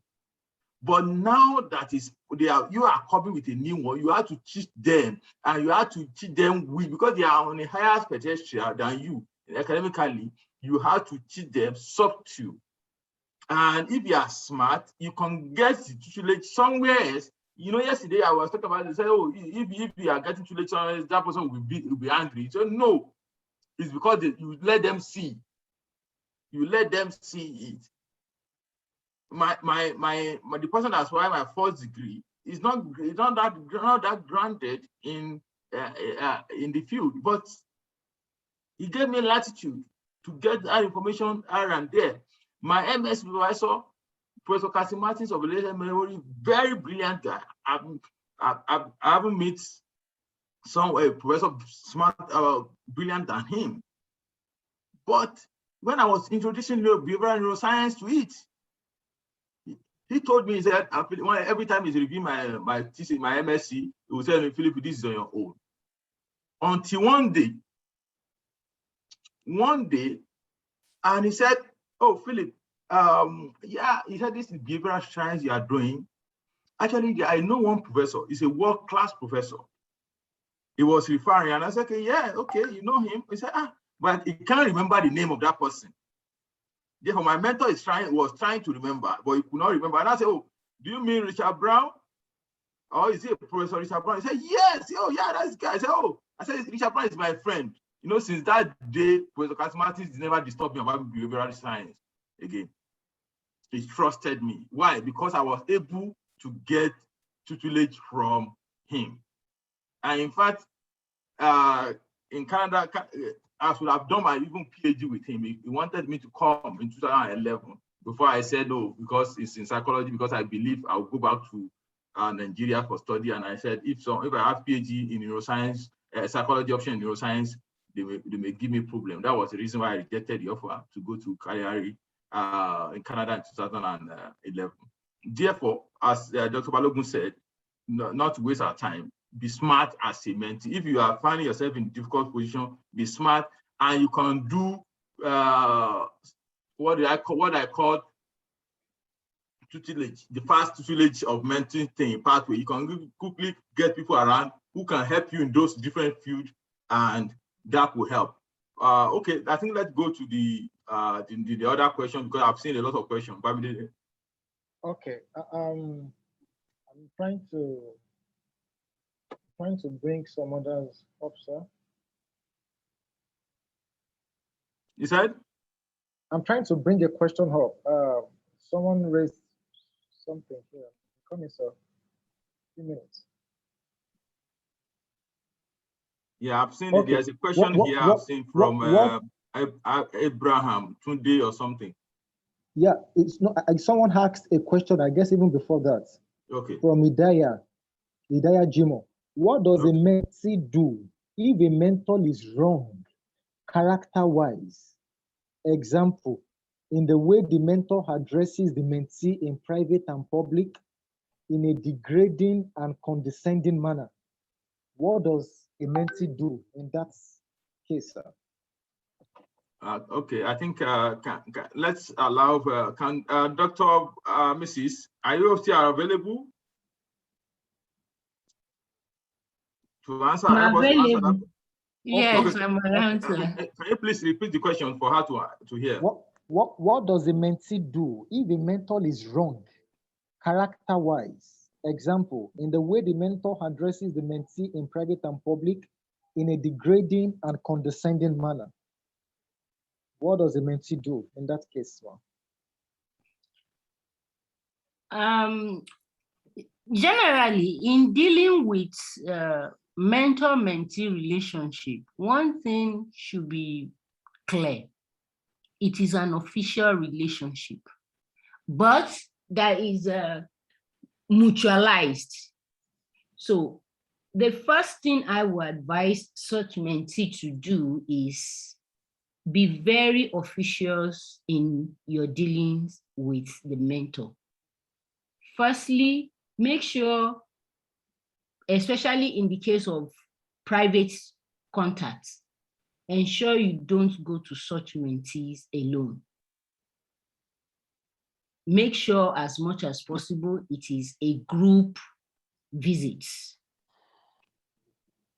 If in terms of the quality of teaching, or if your goal is being met, there is a way you can take off the undesirable and concentrate on the desirable ones.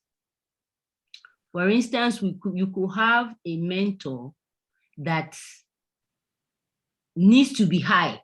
When I say high, in terms of drinking, smoking, or even taking weed before he can do anything sensible. If the parts or the role that you needed, the content that you needed from this person is acquired, then you can take off, or that is a personal thing. Otherwise, if you think it's not something that you can bear, there are ways of negotiating your way out of this situation, even if it is a supervisor. Yes, in the Nigerian context now, it is very difficult to leave a supervisor and get another one. But like Dr. Philip told us earlier, you can also have a supervisor that is not actually your supervisor. You can get somebody that is more reasonable, give you the content that you needed, and just keep doing your thing. So it's a dicey situation, but you need a lot of maturity to handle such situation. Thank you, ma'am. Okay, let's move to the next one. Okay, I guess the question you were talking about, I guess the person sent it to you directly, because no, I think he sent it direct. He sent it to the group. Probably. Okay, let me see if I can read it. Because the question is, I'm interested in the question because the questions can be very volatile. Okay, let me read it. I'm not sure. He sent it to everyone. Okay, he said, thank you so much for this conference. How to handle a supervisor who pick offense for not doing what others are doing for him. Okay, without doing what others are doing for him because of your religious belief. For example, practicing Muslims don't celebrate birthday and they don't wish anybody happy birthday. But his supervisor always send his wishes to all students, Muslim or Christian, on the festives of birthday. This particular student never reciprocates any of this gesture and always refused to meet his supervisor. In a pub, whenever the supervisor in bracket requests him to. Therefore, okay, there are two things there. One, the religious conflict. As Dr. Nasri said, we are missing two things up, probably because a lot of us here in academics, we are looking at mentor-mentee relationship. We are looking at it as only one strict as a student supervisor. It may not be student, it can be senior colleagues. It can be someone that it never supervises you, will never supervise you. But we know as I said yesterday, I agree that our number one mentor should be our supervisor. Okay. Now that person we have issue with misunderstanding of celebration. Okay.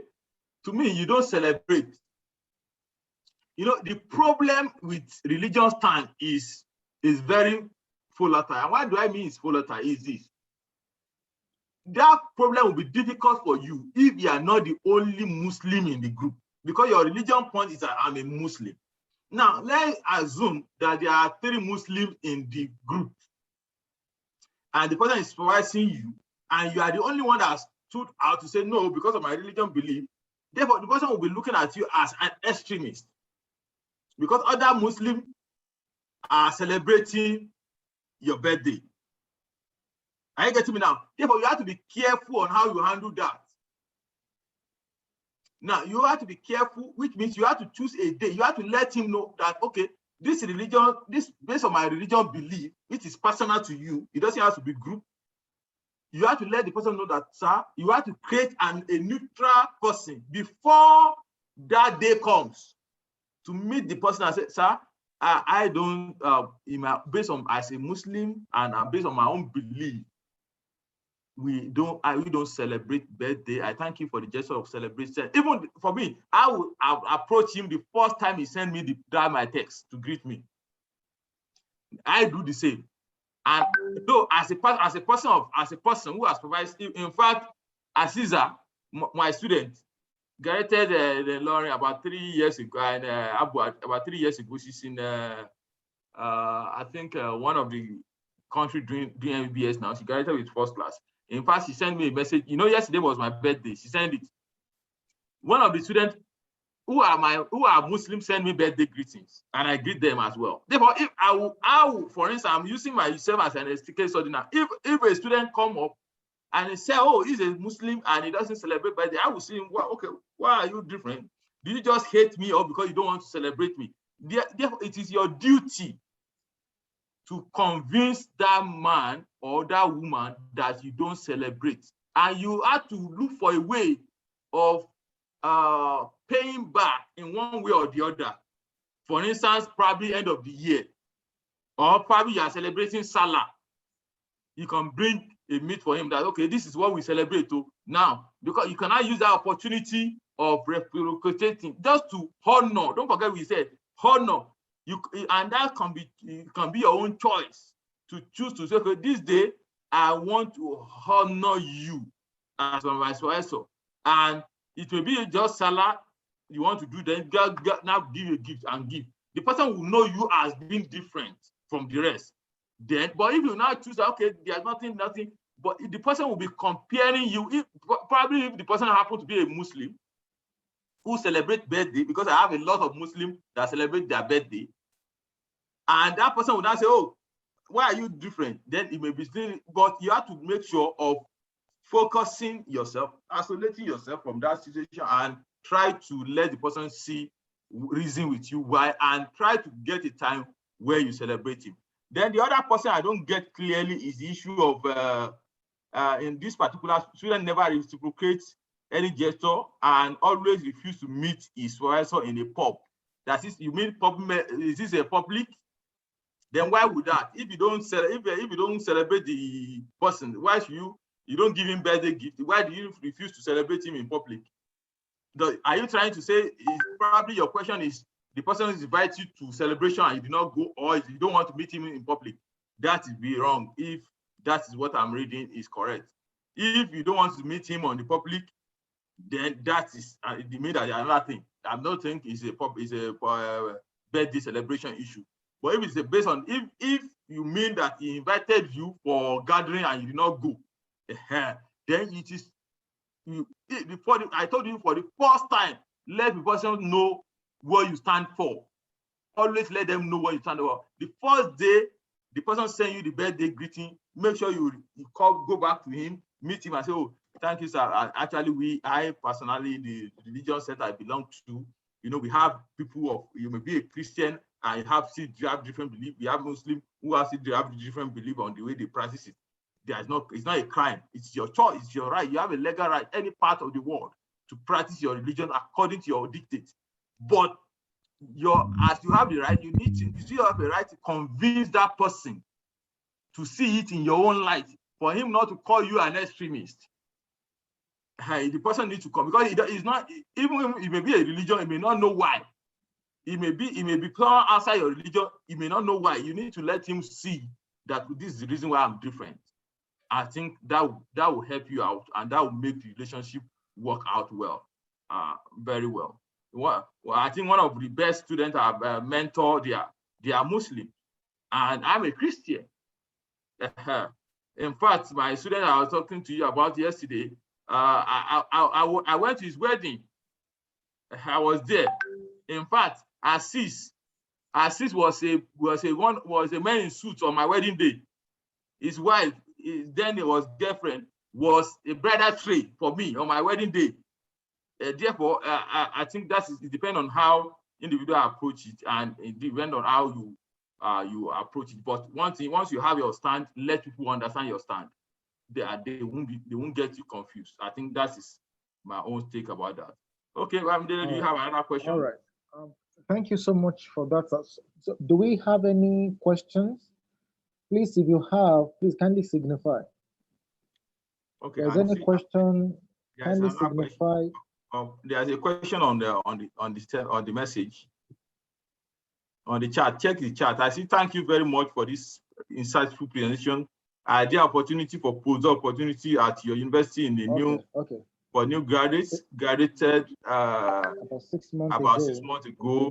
Nigeria with PhD in economic geology. In my own school, we don't have geology. It's a University of Medical Health and science university. You don't have it, but in fact, the building I'm looking at, if I can point my camera, the building here is a university. That is the University of Portland. That's a far ahead of my, very in front of my apartment here. Therefore, there are about 3 universities in this city. Therefore, you can try your luck. You can, if you are interested, you can contact me later for postdoc positions. I can help you to work with your application package, your CV, your SOP, your research statements, and probably your referee. Then you can probably see that and see how to package that, and you can approach it. It's possible for you to get it. Okay. So we have someone. I guess we have someone with a question. Yowa, sorry, I don't know if I get that pronunciation. You have the floor. My question is, if sorry, kindly introduce yourself. Sorry. Your name, where you're calling from? I'm Yowa, and I'm calling from the United States. So my question is, if you how do you approach someone if you want the person to be your mentor?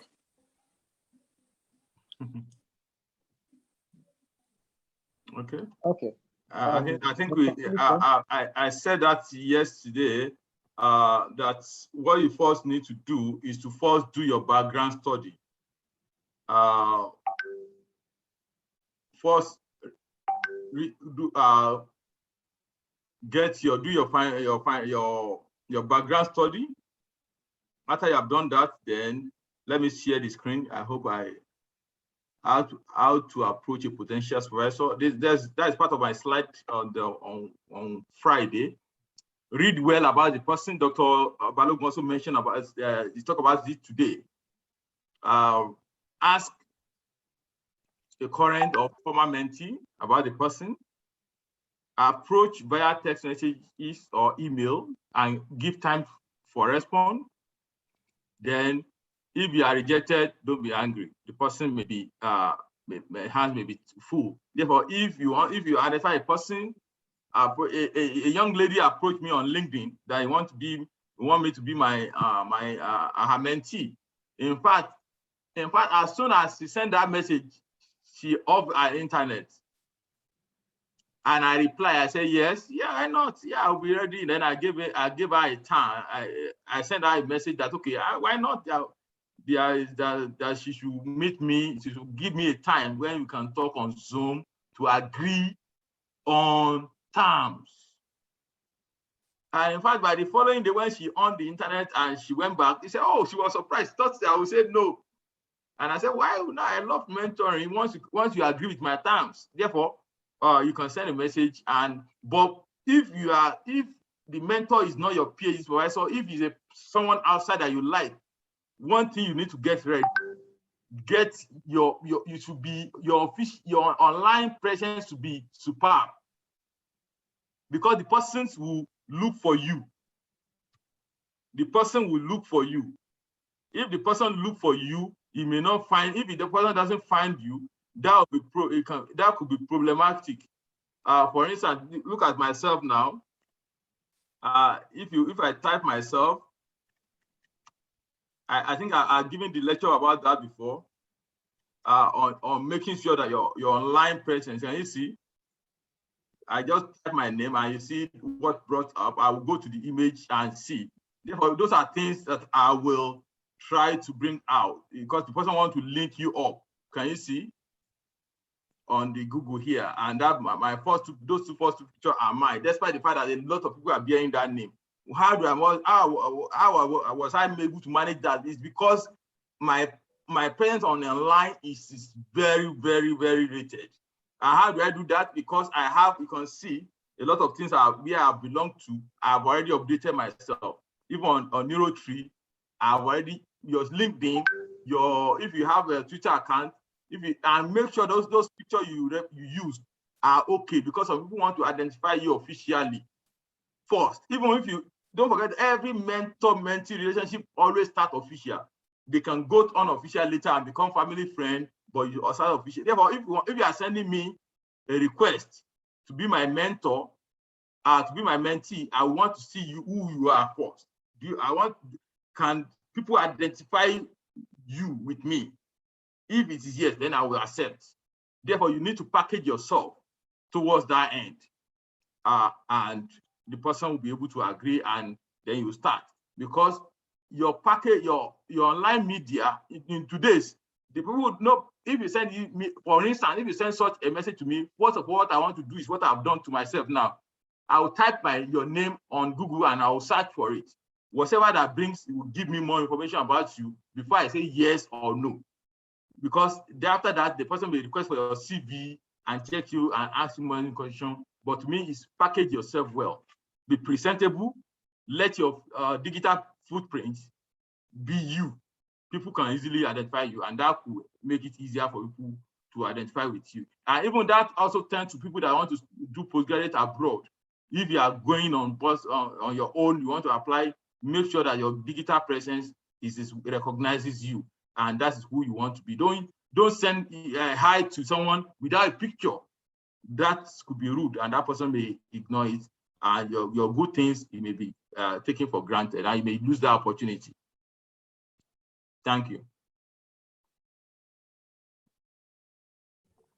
Thank you very much. You're welcome. That sounds like Hausa to me. But I don't know if that is the origin of the language. But Yowa means something Hausa. It's Yoruba.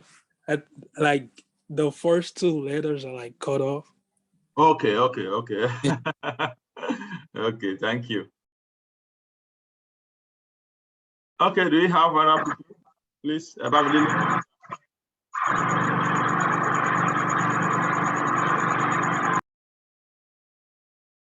Bamidele, and we are still here with you. Bamidele, you are muted. Can you hear me now, sir? Yes. Okay, sir. Yeah, so because of our time, let's just try to squeeze this last question. Okay. On the chat. I think mentoring is not seen by many as an integral part of academic training in Nigeria. Some supervisors who are now changing the status quo go beyond supervision to include mentoring. Please, sir, how can we inculcate this culture into our academic system at the institutional level? Yeah, well, to me, I think that Dr. Balogun has the two Baloguns. They have already started replicating that. When I went back to Nigeria in 2016, I started that myself. But most of the time, what I discover is that Nigeria, we have a lot of mismatch, especially, let's say, postgraduates. Many people who are into postgraduate study in Nigeria, they are not interested in postgraduate study. They are interested because they want an escape route. I remember vividly, I don't know if he's here, one of my mentor, my mentee, an MSc student. In fact, the BSc student then was more serious than him. Can you imagine that? Therefore, just imagine I was doing that extra study and one of the reasons why most of the Nigerian supervisors are not taking it serious because they are not paid, especially for postgraduate study trainings. You teach for you do mentoring, that project probably 544 or 799. They just see it as just a project based on the university. In the university, it's just like those presentations. You remember all those seminar presentations? They see it as that. Universities are yet to attach importance to it. In America here, for instance, a PhD student will have a committee, a supervisor, and like 3 assistants, or 3 or 2. They will have in the department or outside the department, and because they take it very seriously. And that's easier to resolve problem within the program between the supervisor and the student. But in Nigeria, it's not that way. Our university system they are yet to see it that way. And even if the supervisor is, as you have said, if the supervisor is going extra mile to do it, some students they will just listen it, and it's frustrating. I remember last student I would call the student say, "Oh, there's the money that matters. I want to go and take care of my family and so on. My wife just give back." Do you know, after when I get to America here, the student was the one chasing me around now. Therefore, but unfortunately, I've gone. He wanted to gather skill. Even he could not publish a single paper from it. As far back as 10 years ago, I've supervised students who, before they defend their bachelor, before they defend their bachelor degree, their paper has been accepted for publication. But lo and behold, just 2016, as well as student who could not publish his paper as MSc level. Therefore, some of them are not serious. They are, that's what Dr. Balogun called mismatch. A lot of them are mismatched. And at the bachelor level, many students, because population of students are much, and the supervisors in a group, it is difficult if you are not serious. Many, especially we in sciences, many students are not interested in sciences. So some of them are not serious. Unlike the way Dr. Balogun described himself, that's who I was. I'm always in school. But many students will not be serious. Therefore, supervisors at BSc level don't take them serious. They just, but only you that if you can single yourself out. I have a student, I have mentioned one of the students the other time. When I was supervising them then as a bachelor level, I was supervising. One of them, I have two of them. One of them said, "Oh, I want to go and do MBS." Okay, you don't need more serious science. The other one that said he wants to do BSc, I want to do PhD and my master and PhD. I took him serious. And today, he's a PhD holder. In fact, he has done far. He has over 20 publications as I'm talking to you. Therefore, if you don't, and if you look at those CV, out of his publication, at least like 10% of those, like 20-30% of those publications, my name is there. Therefore, if you are not serious, let the lecturer or supervisor single you out for being serious. Then he will invest in you, because the time is very scarce for him as well. Don't forget, most of our lecturers are also developing their career. You can hear Dr. Balogun saying, "I'm also a mentee," right? Therefore, everybody is growing now. I don't want to invest. Don't want to invest a scarce resource, which is time. Don't forget what I said. I said time is a universal currency. If we want to invest in someone who is not serious, therefore you have to be smart. Dr. Balogun said that other time, and I caught it. You have to be smart and single yourself out, and you will invest. Your supervisor will invest in you. Let me say this lastly. During my master's program at the University of Ilorin, we are 20. We are to attend a conference. Everybody, our mentor, then Professor Kasimasin, asked us, everybody should do a pilot study, except me. Why? Because I already have a paper that I want to present. And the first day I went to him, when I saw him that paper, he said, "Oh, who supervised this?" And that was work I was doing when I was in service. Then I came back to develop it, and I want to show him to help me to go through it. That work was paper published. I think I published it in European Journal of Anatomy and some other part of paper. And he helped me to flesh it up. You know, that was the paper that got me the highest award I got in Nigeria. I was awarded by Anatomical Society. So that was the highest award they give to someone who is not a professor. I got it through that paperwork. Therefore, if you are not serious, nobody will take you serious. You have to be forced to be serious. Then the person will be ready to invest time and resources on you and your career development. Thank you. I think that is my final say about that. Thank you so much, sir. We really appreciate all our speakers from Friday. Thank you so much, Dr. Philip, for bringing this together. We also extend our appreciation to Dr. Emmanuel Balogun. Thank you so much, sir, and to all faculties on board. Our sincere appreciation also goes to everyone that has, been participating in this webinar since on Friday. We really appreciate you. Mind you, for our participants, we have a certificate of participation that will be given to everyone. Talking about not really everyone, for those that have registered and whose presence has been captured since on Friday. That means you were around, you were present in the webinar on Friday, Saturday, Sunday, and you have duly registered. You will receive your certificate of participation by God's grace this week via mail. So thank you so much. We look forward to having another series like this. It has really been an eye opener. Seriously, it has really been an eye opener, and I hope that majority of us, I saw in the chat box, somebody said, when Dr. Philip was flipping through the pictures, acknowledgement, he said, seeing the pictures alone is enough motivation for me.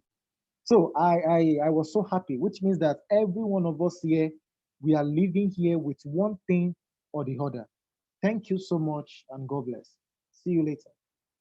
Okay, thank you very much. Some people are asking, when do we want to organize? Actually, we already have two speakers slated for next month. Professor Maina, Mohamed Maina, and Dr. Kulu. I will get in touch with them. And if you have if you still have people who are interested to join our these efforts, as a professor, as a mentor and as a mentee, please feel free to send a message. I think I promised that I will send my email. I think I've shown you. Let me try to show it again. I don't know if I can share my screen. Let me try to bring in a page. Can you see what I'm typing here? Yes, sir, we can. Yeah, that is my okay, hsu.edu. That is my email. And if you want to reach if you want to make inquiry concerning AYS, you can contact us through here.